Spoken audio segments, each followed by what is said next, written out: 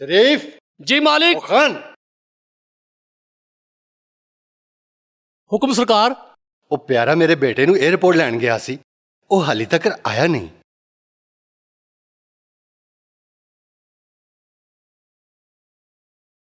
ਮੈਨੂੰ ਲੱਗਦਾ ਉਹ ਆ ਹੀ ਗਏ ਨੇ।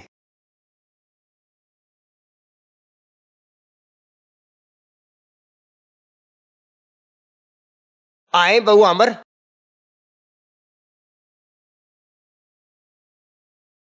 ओ मेरा पुत्र, मेरी जान। Hi Dad, how are you? ਉਹ ਤੇਰਾ ਪਿਓ। मैं पूछ रहा कैसे हो तुसी? ਉਹ ਮੈਂ ਯਾਰ ਤੇਰੇ ਤੋਂ ਬੜਾ ਨਾਰਾਜ਼ ਹਾਂ। But why? ਉਹ ਸਾਰੀਆਂ ਗੱਲਾਂ ਬਾਅਦ ਚ ਕਰਾਂਗੇ, ਪਹਿਲੇ ਤੂੰ ਅੰਦਰ ਚੱਲ ਤੇ ਫਰੈਸ਼ ਹੋ ਜਾ। Oh yes. बिस्मिल्लाह साहब जी। ਉਹ ਮੈਂ ਸੋਚ ਰਿਹਾ ਸਾਂ ਆਮਿਰ ਪੁੱਤਰ, ਤੂੰ ਤਾਲੀਮ ਮੁਕੰਮਲ ਕਰਨ ਤੋਂ ਬਾਅਦ ਉਹ ਬਿਜ਼ਨਸ ਵੀ ਅਮਰੀਕਾ 'ਚ ਕਰ ਲੈਂਦਾ। Dad, business ਤੇ ਸਿਰਫ ਇੱਕ ਬਹਾਨਾ ਹੈ। ਸਾਫ਼ ਸਾਫ਼ ਕਹੋ, ਤੁਹਾਨੂੰ ਮੇਰਾ ਅਮਰੀਕਾ ਤੋਂ ਆਣਾ ਚੰਗਾ ਨਹੀਂ ਲੱਗਿਆ। ਇਹ ਗੱਲ ਨਹੀਂ ਆਮਿਰ, ਉਹ ਤੂੰ ਤੇ ਮੇਰਾ ਮਾਣ ਹੈ, ਤੇਰੇ ਸਿਵਾ ਮੇਰਾ ਹੈ ਹੀ ਕੌਣ? ਸੱਚ ਪੁੱਛਣਾ ਹੈ ਤੇ ਤੇਰੀ ਮਾਂ ਦੇ ਮਰਨ ਤੋਂ ਬਾਅਦ ਤੇਰੀ ਆਸ ਤੇ ਹੀ ਤੇ ਮੈਂ ਜਿਉਣਾ ਵਾਂ। ਇੰਨਾ ਪਿਆਰ ਵੀ ਕਰਦੇ ਹੋ ਤੇ ਆਪਣੇ ਕੋਲੋਂ ਦੂਰ ਵੀ ਰੱਖਦੇ ਹੋ। ਮੈਂ ਸਮਝ ਗਿਆ, ਕਸੂਰ ਤੁਹਾਡਾ ਨਹੀਂ, ਵੈਸੇ ਤੁਹਾਨੂੰ ਆਪਣੇ ਕੋਲੋਂ ਦੂਰ ਰਹਿਣ ਦੀ ਆਦਤ ਪੈ ਗਈ ਹੈ। ਆਪਣਿਆਂ ਤੋਂ ਦੂਰ ਰਹਿਣਾ ਮੇਰੀ ਆਦਤ ਨਹੀਂ, ਮਜਬੂਰੀ ਬਣ ਗਈ ਸੀ। ਕਿਹੜੀ ਮਜਬੂਰੀ ਸੀ? ਮੇਰੀ ਸੱਚਾਈ। ਡੈਡ, ਉਹ ਕਿਹੜੀ ਸੱਚਾਈ ਸੀ ਜਿਹਨੇ ਤੁਹਾਨੂੰ ਕੱਲਿਆ ਕਰ ਦਿੱਤਾ? ਆ ਤੈਨੂੰ ਦਿਖਾਵਾਂ।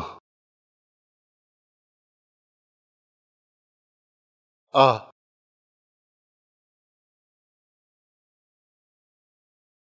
ਐ ਵੇਖ, ਇਹ ਤੇਰਾ ਦਾਦਾ ਹੈ, ਇਹ ਤੇਰਾ ਚਾਚਾ ਹੈ ਤੇ ਉਹਦੇ ਨਾਲ ਤੇਰੀ ਚਾਚੀ। ਉਹ ਸਾਮਲ ਹੈ ਤੇ ਇਹ ਮਾਹੀ ਤੇ ਇਹ ਤੂੰ ਏ। ਇਹ ਹੁਣ ਕਿੱਥੇ ਨੇ? ਮੇਰੇ ਇਹ ਰਿਸ਼ਤੇ ਮੇਰੀ ਸੱਚਾਈ ਨੇ ਖੋਲੇ ਨੇ। ਅੱਜ ਵੀ ਉਹ ਸੱਚ ਮੈਨੂੰ ਖੰਜਰ ਵਾਂਗੂ ਚੁਭਦਾ ਹੈ, ਜਿਨਨੇ ਮੇਰੇ ਕੋਲੋਂ ਮੇਰਾ ਸਭ ਕੁਝ ਖੋਹ ਲਿਆ। ਅੱਜ ਵੀ ਉਹ ਮਨਹੂਸ ਘੜੀ ਮੈਨੂੰ ਯਾਦ ਆਂਦੀ ਏ, ਜਦੋਂ ਮੈਂ ਤੇ ਤੇਰਾ ਤਾਇਆ ਅਕਬਰ ਆਦਮਪੁਰ ਦੀ ਪੰਚਾਇਤ ਵਿੱਚ ਗਏ ਤੇ ਉੱਥੇ ਇੱਕ ਬੰਦੇ ਨੇ ਮੈਨੂੰ ਗੱਲ ਕਰ ਦਿੱਤੀ ਤੇ ਤੇਰੇ ਤਾਏ ਨੇ ਮੇਰੇ ਤੋਂ ਚਿੜ ਕੇ ਉਹਨੂੰ ਗੋਲੀ ਮਾਰ ਦਿੱਤੀ। ਮੌਕੇ ਦਾ ਗਵਾਹ ਵੀ ਮੈਂ ਸਾਂ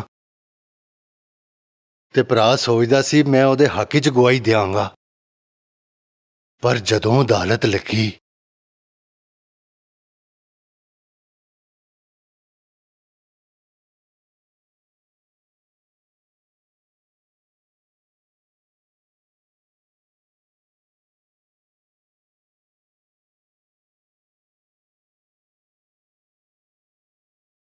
मुकदमे की कार्रवाई शुरू की जाए। योर ऑनर, हुक्म की पेशी से बेशतर मुअज़्ज़ज़ अदालत ने वकला के दलाइल सुन लिए और आइनी शवाहिदीन की शहादतें हो गईं। इसके बावजूद मेरे फाजिल दोस्त कटेरे में खड़े इस कातिल को बेगुनाह साबित करने की बेकार कोशिश कर रहे हैं, जो कि आइनी रूह से सरासर गलत है। सही तो ये है कि अकबर वल्द जहांदाद ने कत्ल किया है। I object your honour. कत्ल हुआ मगर कत्ल होते ना मोअज़्ज़ज़ अदालत ने देखा ना वकला ने। मुमकिन है मुद्दई पार्टी की तरफ से पेश करदा शहादतों को खरीदा गया हो। जाए कत्ल पर क्या इन सब शाहिदीन के अलावा कोई और मौजूद ना था? था? कौन? इस कातिल का भाई हैदर। तो फिर हैदर का बयान रिकॉर्ड क्यों नहीं किया गया? इसलिए कि वो इस मुजरिम का भाई है اور بھائی اپنے بھائی کو تختہ دار پر لٹکنے سے بچانے کے لیے جھوٹ بول سکتا ہے؟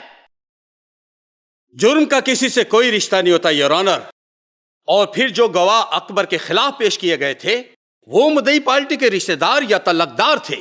ممکن ہے ان سب گواہوں نے انصاف اور سچ کو بالائے طاق رکھتے ہوئے رشتہ داری نبھائی ہو، اس لیے میں سمجھتا ہوں کہ اس کیس کے متعلق اکبر کے بھائی حیدر کی گواہی بھی ضروری ہے۔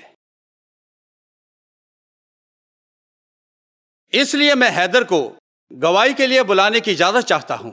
اجازت ہے۔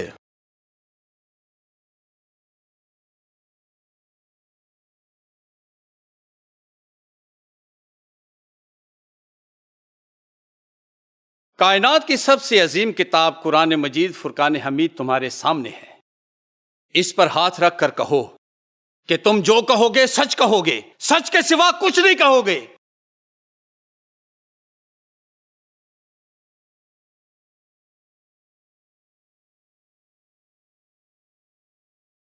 میں جو کہوں گا سچ کہوں گا، سچ کے سوا کچھ نہیں کہوں گا۔ میرے معزز وکیل صاحب، جس قتل کا الزام تمہارے بھائی پر لگا رہے ہیں، جب وہ قتل ہوا تم موقع پر موجود تھے؟ جی۔ کیا مرحوم پر تمہارے بھائی نے گولی چلائی تھی؟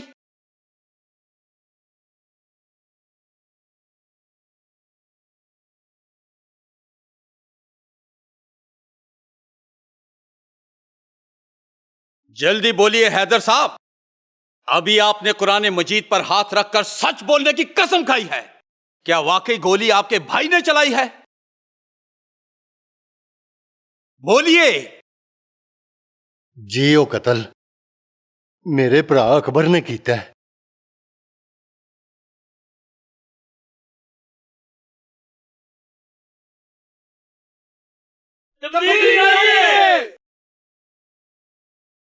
Order order order. مقدمے کی کارروائی اور وکلاء کے دلائل اور ملزم اکبر کے اپنے ہی بھائی کی گواہی کے بعد ملزم اکبر ولد جہاں داد قاتل ثابت ہو چکا ہے، لہذا یہ عدالت دفعہ 302 تعزیرات پاکستان کے تحت مجرم اکبر ولد جہاں داد کو سزائے موت کا حکم سناتی ہے۔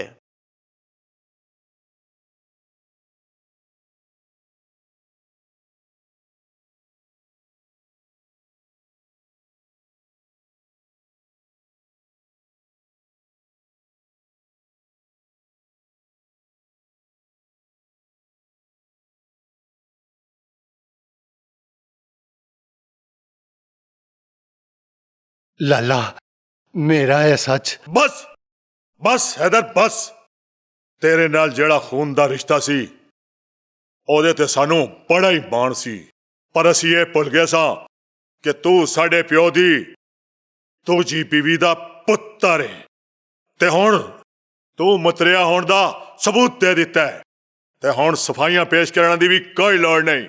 جا چلا جا چلا جا۔ لالا لالا ابا جی، میرے سامنے کائنات دی سب تو سچی کتاب سی، انہوں گواہ بنا کے جے میں جھوٹ بول دیندا تے ویر بچ جاندا، پر ضمیر مر جاندا۔ میں اپنا ایمان بچان لئی ویر دی جان نہیں بچا سکیا۔ اوے بہتے ایمان والیا، کچھ رشتے جھوٹ بول کے بھی بچانے پیندے نے۔ میری گل نو سمجھو ابا جی۔ کچھ نہیں سمجھنا چاہتا، تو میرا پتر نہیں تے میں تیرا پیو نہیں۔ اج دا سورج ڈبن تو پہلا پہلا اپنا بال بچہ لے کے تیری جاگیر تو ٹر جا، میں تینو ہر حق تو آ کرنا وا، سمجھے؟ ابا جی ابا جی، اس سچ نے پیو بھی کھولیا تے کنڈ بھی ننگی کر دیتی۔ میں تیری ماں نو لے کے شہر ہی جا گیا۔ اج رب دا دتا سب کچھ ہے، پر اس شہر دی پیڑی چ ਮੈਂ ਆਪਣੇ ਆਪ ਨੂੰ ਕੱਲਾ ਮਹਿਸੂਸ ਕਰਨਾ, ਬਿਲਕੁਲ ਕੱਲਾ, ਜਿਵੇਂ ਕਿਸੇ ਉਜਾੜ ਵਿੱਚ ਰੁੱਖ ਹੁੰਦਾ ਹੈ। ਰੁੱਸੇ ਰਿਸ਼ਤਿਆਂ ਨੂੰ ਮਨਾਇਆ ਵੀ ਤੇ ਜਾ ਸਕਦਾ ਡੈਡ। ਆਪਣੇ ਖਾਨ ਵਾਦੇ ਨੂੰ ਤੂੰ ਨਹੀਂ ਸਮਝਦਾ, ਮੈਂ ਜਾਣਦਾ ਵਾਂ। ਉਹ ਆਪਣੇ ਫੈਸਲਿਆਂ ਨੂੰ ਪੱਥਰ ਤੇ ਲਕੀਰ ਸਮਝਦੇ ਨੇ। ਇਹ ਰਿਸ਼ਤੇ ਹੁਣ ਸਾਡੀਆਂ ਯਾਦਾਂ 'ਚ ਰਹਿ ਗਏ ਨੇ ਯਾਰ। ਨਹੀਂ ਡੈਡ, ਉਹ ਰਿਸ਼ਤੇ ਸਾਡੀ ਜ਼ਿੰਦਗੀ ਜਾਣ ਕੇ। ਕੌਣ ਲਿਆਏਗਾ? ਮੈਂ ਲਿਆਵਾਂਗਾ। ਸੱਚੀ? ਮੁੱਚੀ।